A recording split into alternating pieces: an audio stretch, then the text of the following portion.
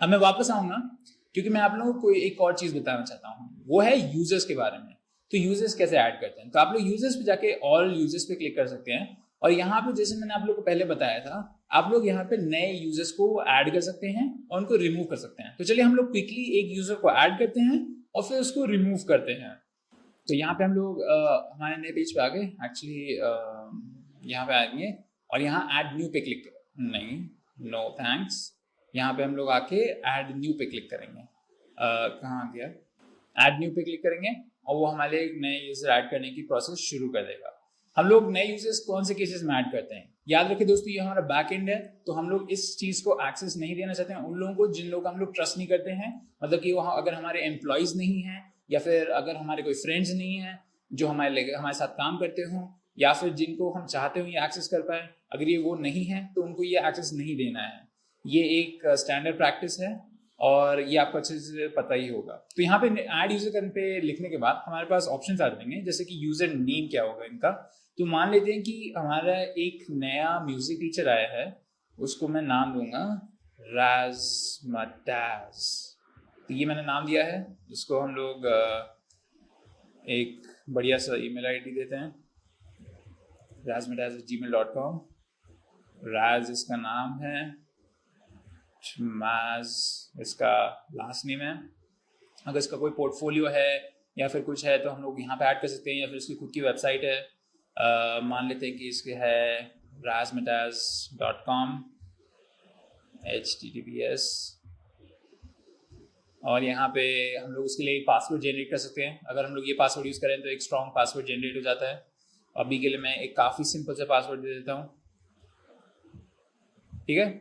बोलेगा काफ़ी week password है, क्योंकि ये काफ़ी वीक पासवर्ड है, कभी भी वीक पासवर्ड यूज़ कीजिएगा। जनरली जनरेटेड पासवर्ड्स काफ़ी ईजी अब बेटर होते हैं क्योंकि उसको कोई ईजिली गेस नहीं कर सकता है। ओके, हम लोग कंफर्म करने हैं यूज़ ऑफ वीक सब्सक्राइबर, और फिर रोल चेक कर सकते हैं। तो यहाँ पे रोल हम लोग इसका एडिटर रखेंगे, ठीक है, या फिर इसके लिए हम लोग ऑथर रखेंगे, क्योंकि ऑथर है तो ये ब्लॉग्स लिख सकता है, क्योंकि ये हमारे नया म्यूजिक टीचर है, ठीक है। ऑलराइट, तो मैं यहाँ पे जाके ऐड न्यू यूजर करूंगा और हमारे लिए एक नया यूजर अब क्रिएट हो जाएगा, और फिर ये नया यूजर ये डैशबोर्ड को एक्सेस कर सकता है लिमिटेड क्वांटिटीज में, ठीक है। तो आप लोग देख सकते हैं यहाँ पे यूजर्स में अब 2 यूजर्स हो गए हैं, एक तो एडमिन है, मैं इसको जाके सेव कर सकता हूँ, और एक है राजमटाज।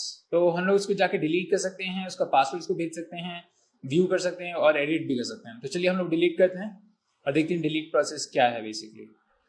ओके, तो बस हमसे पूछता है कि उसका आईडी क्या है, आईडी बताता है और कंफर्म को पूछता है कि आप कंफर्म करना चाहते हैं डिलीशन के नहीं। मैं यहाँ पे कंफर्म डिलीशन पे क्लिक करूंगा और हमारा डिलीशन शुरू हो जाएगा और वो यूजर डिलीट हो जाएगा।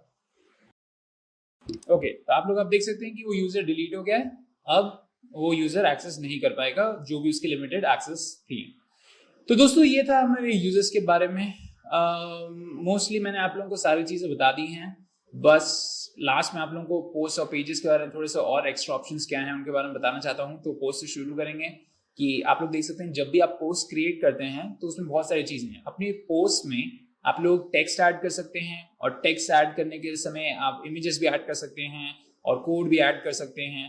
तो याद होगा अगर आप लोगों की, जब मैं पोस्ट क्रिएट कर रहा था तो सबसे पहले एक टाइटल आया था और फिर हमारे पास दूसरे ऑप्शंस आए थे। जैसे कि अगर मैं म्यूजिक थियरी को यहाँ पे खोलता हूँ तो मैं आप लोगों को एक क्विक दिखाता हूँ कि कैसे हम लोग, अगर मैं इस पर एडिट पे क्लिक करूँ तो आप लोग दिखाता हूँ कि हम लोग क्विकली कैसे चीज़ों को ऐड कर सकते हैं, क्योंकि पोस्ट एक मेन चीज़ होगी जो आप लोग यूज़ कर रहे हैं कंटेंट को ऐड करने के लिए, ठीक है। और आप लोग को फिर दिखाऊंगा भी कि इनको कैसे डिलीट कैसे करते हैं, बल्क एक्शंस कैसे हम लोग इनके ऊपर करते हैं। सबसे पहले मैं एडिट करके आप लोगों को दिखाऊंगा कि क्या क्या ऑप्शंस अवेलेबल हैं। ओके, तो ये लोड हो गया। अब आप लोग देख सकते हैं कि यहाँ पे मेरे पास एक ऑप्शन आता है नया ऐड करने का। तो यहाँ प्लस पे मैं क्लिक करूंगा और यहाँ पे मैं एक different type of block create करूंगा। जैसे कि अगर मैं चाहूँ तो यहाँ पे कोड भी ऐड कर सकता हूँ, पर सिंस ये म्यूजिक थियरी है मैं बस कोड ऐड करूंगा, जिब्रिश कोड, कोई एक्चुअल कोड नहीं ऐड करूंगा। हम यहाँ पे लिख सकते हैं, या फिर म्यूजिक, और आप लोग बस यहाँ पे क्लिक कर सकते हैं और एक नया पैराग्राफ क्रिएट होगा और आप लोग एंटर दबा के एक और क्रिएट कर सकते हैं। और आप चेंज कर सकते हैं आपके पैराग्राफ टाइप को भी। और यहाँ पे आपके पास डिफरेंट और भी ऑप्शन है, जैसे कि मैं यहाँ पे पैराग्राफ पे जाऊँगा और यहाँ पे मैं अपने पूरे टेक्स्ट को क्लिक कर सकता हूँ और नॉर्मल एडिटिंग वाली चीज़ें कर सकता हूँ, जैसे कि मैं उसको बोल्ड कर सकता हूँ, मैं उसको इटैलिक्स में चेंज कर सकता हूँ और मैं उसको हाइपरलिंक भी कर सकता हूँ अगर चाहूँ तो। और यहाँ पे मेरे पास और ऑप्शंस रहते हैं कि मैं उसको सब्सक्रिप्ट करूँ या टेक्स्ट कलर चेंज करना है, मुझे इनलाइन इमेज डालनी है, ऐसा कुछ करना है तो मैं वो भी कर सकता हूँ। ठीक है, अब जो मैं करना चाह रहा था मैंने कर दिया है। अब मैं इसको बस अपडेट कर दूंगा और ये सारे के सारे जो चेंजेस हैं वो रिफ्लेक्ट हो जाएंगे। और जब मैं पब्लिश कर रहा होता हूँ तब उस टाइम पे मेरे पास और भी ऑप्शंस होते हैं, जैसे मैं अगर इसको कैटेगराइज करना चाहूँ इस म्यूजिक थियोरी को स्पेसिफिकली मेरे ऑथर के नाम के अंदर या फिर कोई स्पेसिफिक टॉपिक के अंदर, जैसे कि ये थियोरेटिकल कॉन्सेप्ट है तो ये कोई प्रैक्टिकल चीज़ नहीं है, तो इसको मैं थियोरेटिकल कैटेगरी के अंदर डाल दूंगा, तो उससे मेरे लिए सर्चिंग बहुत ईजी हो जाएगा। अब चलिए हम लोग वापस चलते हैं पोस्ट पे और यहाँ पे आप लोग दिखाना कैसे डिलीट करते हैं। तो सबसे पहले हम लोग यहाँ पे जो म्यूजिक थियरी देख रहे हैं उस पर हम लोग ट्रैश पे क्लिक करेंगे और ट्रैश पे क्लिक करने से वो ट्रैश में चला जाएगा।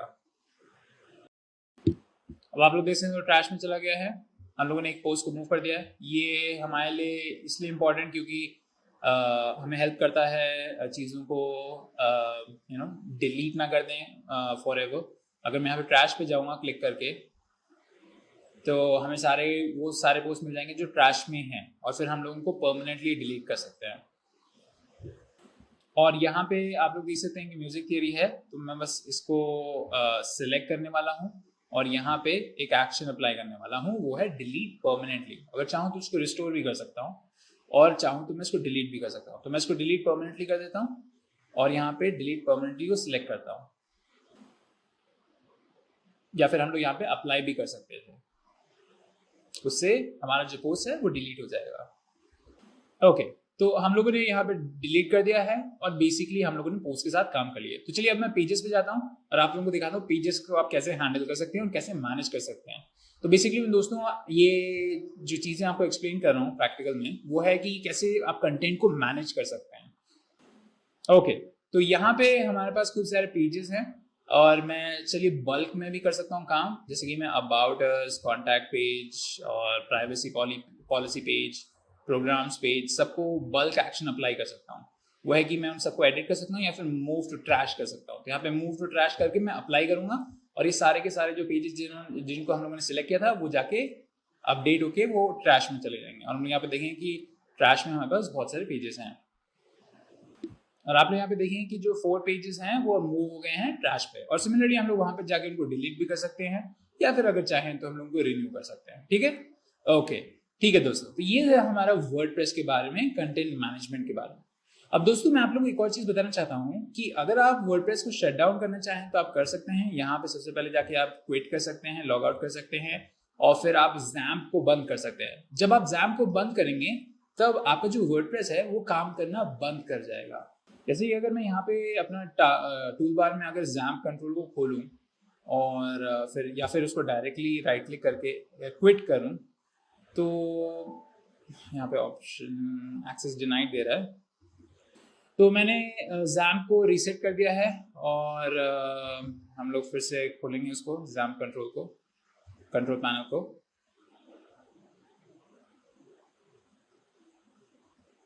ओके, तो यहाँ पे जैम्प कंट्रोल पैनल हमारा खुल गया है। तो अपाचे और माइस्क्यूएल है, हम लोग उनको जाके बंद कर सकते हैं और जब अपाचे को बंद करेंगे तो कोई फर्क नहीं पड़ेगा। आप लोग देखेंगे कि वर्डप्रेस काम करना बंद कर गया है।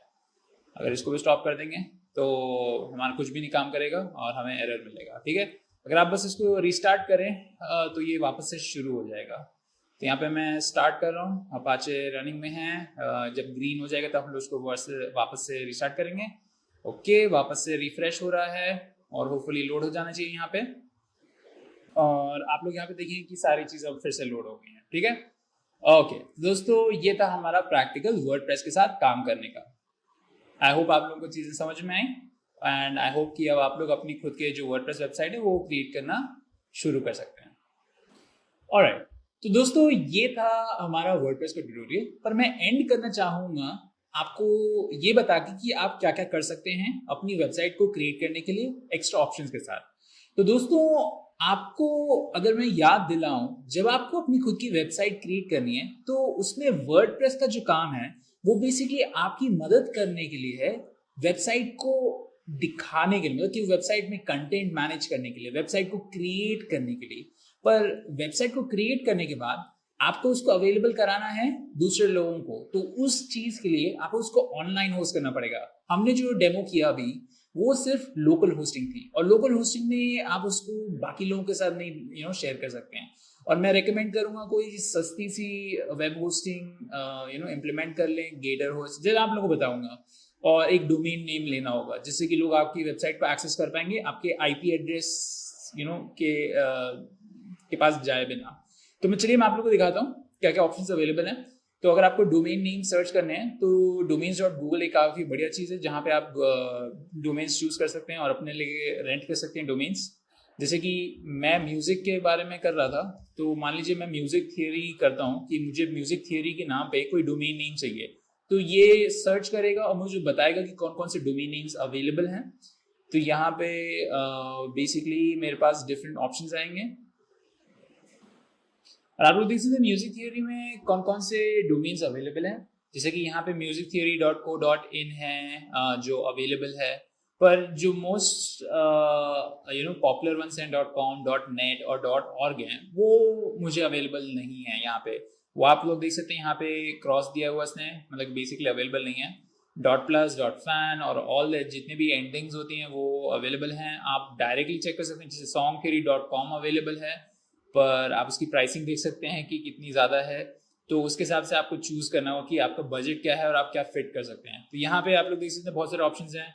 musictheory.co.in एक अच्छा सा ऑप्शन है जो अवेलेबल है, जो मैं चूज कर सकता हूँ और उसको कार्ट में ऐड करके प्राइसिंग देख के उसको जाके खरीद सकता हूँ, रेंट कर सकता हूँ बेसिकली 1 साल के लिए।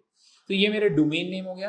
अब आपको अपने प्राइसेस को ठीक से देखना हो, क्योंकि यहाँ पे मैं डोमेन नेम 790 का खरीद रहा हूँ, पर अब मुझे आगे जाके होस्टिंग के लिए भी पे करना है। तो यहाँ पे मैं सिर्फ 2 चीज़ों के लिए पे कर रहा हूँ, वो है डोमेन नेम और होस्टिंग के लिए, और बाकी सारा काम वो फ्री में हो रहा है। ऑब्वियसली हम लोग इंटरनेट यूज़ करें तो इंटरनेट के लिए भी पे कर रहे हैं, और इलेक्ट्रिसिटी यूज़ करें तो इलेक्ट्रिसिटी के लिए पे कर रहे हैं। पर ये ऑप्शन ज़्यादा चीपर है आपके wordpress.com से, अगर आप लोगों को याद हो डिफरेंस wordpress.org और .com से। और होस्टिंग के लिए आप लोगों के पास बहुत सारे ऑप्शन हैं। GoDaddy एक बढ़िया सा ऑप्शन है जिसमें आप जाके चूज कर सकते हैं कि कौन सा प्लान चूज करना चाहेंगे। जैसे कि यहाँ पे बेसिक प्लान है, डीलक्स प्लान है, अल्टीमेट प्लान है और ई कॉमर्स प्लान है। तो आपके पास डिफरेंट प्लान्स हैं वर्डप्रेस के लिए, आप उनको चूज कर सकते हैं। मंथली आपको कितना पे करना है, आप अपने बजट को देख के उसके हिसाब से एडजस्ट कर सकते हैं। अगर आपको GoDaddy से मतलब नहीं है तो आप डिजिटल ओशन ट्राई कर सकते हैं। डिजिटल ओशन काफ़ी बढ़िया प्लेस है होस्टिंग के लिए, वर्डप्रेस होस्टिंग, वो स्पेसिफिक वर्डप्रेस होस्टिंग भी देते हैं और आप उनके फ्री क्रेडिट का इस्तेमाल कर सकते हैं, क्योंकि ये लोग क्लाउड सर्विस हैं तो ये लोग फ्री क्रेडिट देते हैं कई बार टेस्टिंग के लिए। तो आप लोग यहाँ पे जाके इसको टेस्ट भी कर सकते हैं। और फिर ब्लू होस्ट भी का भी इस्तेमाल कर सकते हैं। ब्लू होस्ट भी एक बढ़िया सी जगह है, यहाँ पे भी आपको हमारे कंट्री स्पेसिफिक मिलता है 175 रुपीज़, 279 या 279 विद डिफरेंट ऑप्शन है। तो आपके ऊपर बेस करता है कि आपका बजट क्या है और आप कौन से चूज करना चाहते हैं, ठीक है। और ये याद रखिएगा कि इनमें से किसी ने भी मेरे को पे नहीं किया है यहाँ पे, ये मैं सिर्फ आप लोगों को आपके बेनिफिट के लिए बता रहा हूँ, ये कम्प्लीटली फ्री एडवाइस है, ठीक है। ओके, तो ये था दोस्तों हमारा ट्यूटोरियल वर्डप्रेस के ऊपर। मैं होप करता हूँ कि आप लोगों को सारी की सारी चीज़ें अच्छे से समझ में आई। मैं एक बार फिर से बता दूँ हम लोगों ने क्या सीखा। हम लोगों ने सीखा कि वर्डप्रेस क्या होता है, हम लोगों ने वर्डप्रेस.org और वर्डप्रेस.com का डिफरेंस देखा। हम लोगों ने देखा कि वर्डप्रेस के कंपोनेंट्स क्या क्या हैं, front end, back and, dashboard, database, enhancements. और फिर हम लोगों ने देखा कि वेबसाइट कैसे क्रिएट करते हैं। हमें एक डोमेन नेम चाहिए होता है, हमें वेब होस्टिंग चाहिए होती है, हमें वर्डप्रेस सॉफ्टवेयर चाहिए होता है, और फिर उसके साथ खूब सारे प्लगइन्स और थीम्स भी हम लोगों ने देखे। और फिर हम लोगों ने डेमो में देखा कि कैसे डैशबोर्ड क्या क्या है।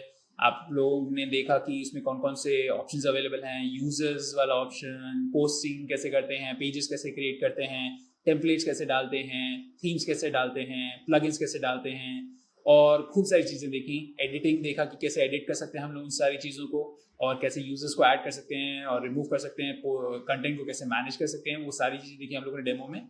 और ये था हमारा बेसिकली वर्डप्रेस का ट्यूटोरियल। थैंक यू देखने के लिए दोस्तों।